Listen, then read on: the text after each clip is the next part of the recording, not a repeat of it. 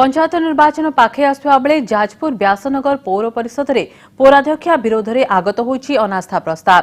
BJD पौर उपाध्यक्ष सुभाष बल नेतृत्व में 13 जन काउंसिलर गत 2 तारिख में जिलापाल निकट में अनास्था आवेदन करथिले। तेबे जिलापाल निर्देश में आसंता 21 रे अनास्था वोट ग्रहण कराजिबो बोली सूचना मिली। एने अतिरिक्त जिलापाल पौर परिषदर काउंसिलर सभ्य सभ्या नोटिस जारी करछंती।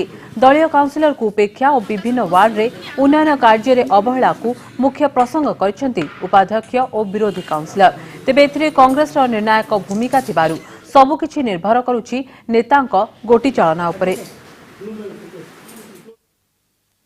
जो नोटिस टी जिलापाल जारी करथिले सेटा को हमें हमर व्यासनगर म्युनिसिपालिटी ऑफिस माध्यम रे हमें सब वार्ड काउंसिलर मान समस्त को आम जन इंटिमेशन दे दीचु।